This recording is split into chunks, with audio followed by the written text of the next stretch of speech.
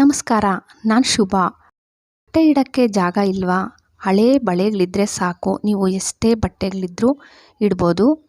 ನೋಡಿ, ನಾವು ತೆಂಗಿನಕಾಯಿ ಬಳಸ್ತೀವಿ, ಹಿಂದ್ಗಡೆ ಈ ನಾರು ಬಿಸಾಕ್ಬಿಡ್ತೀವಲ್ಲ, ನೀವು ನಾರನ್ನು ಸೇಮ್ ನಾನು ಹಿಂಗೆ ಬಿಡಿಸ್ಕೊತಾ ಇದ್ದೀನಿ. ಈ ಥರ ಬಿಡಿಸ್ಕೊಂಡು ಬಾಚಣಿಗೆಯಲ್ಲಿ ಬಾಚಿಬಿಡಬೇಕು. ಇದರಲ್ಲಿ ಸಣ್ಣ ಧೂಳು ಥರ ಎಲ್ಲ ಇರುತ್ತಲ್ಲ, ನೀಟಾಗಿ ಬಂದುಬಿಟ್ಟು ಇವಾಗ ನೀಟಾಗಿ ಬಾಚ್ಕೊಂಡಿದ್ದಾದಮೇಲೆ ಹಿಂದ್ಗಡೆ ಒಂದು ಕಡ್ಡಿ ಇಕ್ಬಿಟ್ಟು ದಾರದಲ್ಲಿ ಕಟ್ಟಿಬಿಡ್ತಾ ಇದ್ದೀನಿ. ನೀವು ಯಾವುದೇ ಕಲರ್ ನಿಮ್ಮ ಮನೇಲಿ ಬಳಸೋ ಅಂಥ ದಾರ ತಗೊಂಡು ಕಟ್ಟಿಬಿಟ್ಟು ಗಂಟು ಹಾಕ್ಕೊಬಿಡಿ. ಮತ್ತು ಮುಂದ್ಗಡೆ ಕಟ್ ಮಾಡ್ಕೊತಾ ಇದ್ದೀನಿ ನೋಡಿ, ನೀಟಾಗಿ ಕಟ್ ಮಾಡ್ಕೊಬಿಡಿ. ಈಕ್ವಲಾಗಿ ಕಟ್ ಮಾಡಿಕೊಂಡು ಇದು ಬ್ರಷ್ ರೆಡಿ ಆಯಿತು. ಇದನ್ನು ನೀವು ಆಯಿಲ್ ಹಚ್ಚೋಕ್ಕೆ ಹೆಂಚು ಮೇಲೆಲ್ಲ ಬಳಸ್ಬೋದು. ಚಪಾತಿ ಎಲ್ಲ ದೋಸೆಗೆಲ್ಲ ಬಳಸ್ತಾ ಇರ್ತೀರಲ್ಲ, ಇಲ್ಲ ಅಂದರೆ ದೇವ್ರ ಮನೆಯಲ್ಲಿ ನಾನು ಸಾಮಾನ್ಯವಾಗಿ ಈ ಥರ ಮಾಡಿಡ್ತೀನಿ. ದೇವ್ರ ಮನೇಲಿ ಕ್ಲೀನ್ ಮಾಡ್ಕೊಳ್ಳೋಕ್ಕೆ ನೋಡಿ, ಹೂವು ಊದ್ಬತ್ತಿ ಇದೆಲ್ಲ ಉದುರಿರುತ್ತಲ್ವ, ಇದನ್ನು ಇದರಲ್ಲಿ ನೀಟಾಗಿ ಕ್ಲೀನ್ ಮಾಡಿಕೊಂಡು ಮತ್ತೆ ಬಟ್ಟೆಯಲ್ಲಿ ಒರೆಸ್ಬಿಡ್ಬೋದು. ಈ ಥರ ಬೇಕಾದರೂ ಟ್ರೈ ಮಾಡ್ಬೋದು. ಟ್ರೈ ಮಾಡಿ ನೋಡಿ. ಸೆಕೆಂಡ್ ಟಿಪ್ಸು, ವೇಸ್ಟ್ ಹಳೆ ಬಾಟಲ್ ತಗೊಂಡಿದ್ದೀನಿ. ಇದನ್ನು ಕೆಳಗಡೆ ಕಟ್ ಮಾಡಿದೆ, ಮುಂದೆ ಭಾಗನೂ ಕಟ್ ಮಾಡ್ಕೊಂಡಿದ್ದೀನಿ. ಮುಂದೆ ಭಾಗನೂ ಮತ್ತೆ ಕಟ್ ಮಾಡ್ಕೋಬೇಕು. ಒಂದಷ್ಟು ಕಟ್ ಮಾಡಿಕೊಂಡು ಸೈಡ್ಗೆ ತೆಗೆದುಬಿಡಿ. ಮತ್ತು ಹಿಂದೆ ಹೋಲ್ ಮಾಡ್ಕೊಂಡು ಬರಬೇಕು. ಮತ್ತು ಈ ಮುಂದೆ ಭಾಗ ಕಟ್ ಮಾಡಿದ್ದೀರಲ್ಲ, ಅದನ್ನು ನೀಟಾಗಿ ಅದರೊಳಗಡೆ ಸೇರಿಸ್ಬಿಟ್ಟು ಮುಚ್ಚಳ ಹಾಕ್ಬಿಡಿ. ನೋಡಿ, ಮುಚ್ಚಳ ಹಾಕ್ಬಿಟ್ಟಿದ್ದೀನಿ.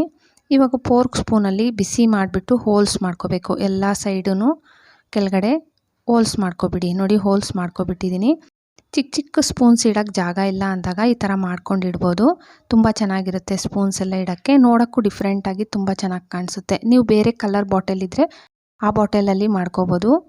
ಮೂರನೇ ಟಿಪ್ಸು, ನಾನು ವೇಸ್ಟ್ ಐಸ್ ಕ್ರೀಮ್ ಸ್ಟಿಕ್ ತಗೊಂಡಿದ್ದೀನಿ.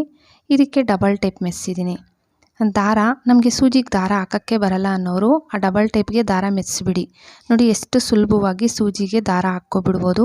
ಯಾರಿಗೆ ವೈಬ್ರೇಷನ್ ಇದೆ, ಸೂಜಿನೂ ದಾರ ಒಳಗೆ ಕರೆಕ್ಟಾಗಿ ಹಾಕೋಕ್ಕಾಗಲ್ವೋ ಆ ಥರದವ್ರು ಈ ಥರ ಟ್ರೈ ಮಾಡಿ ನೋಡಿ. ನೆಕ್ಸ್ಟ್ ಟಿಪ್ಸು, ಬಟ್ಟೆ ಇಡೋಕ್ಕೆ ಜಾಗ ಇಲ್ಲ ಅನ್ನೋರಿಗೆ ಇದು ತುಂಬ ಯೂಸ್ ಆಗುತ್ತೆ. ಹಳೇದೊಂದು ವೇಲ್ ತಗೊಂಡಿದ್ದೀನಿ.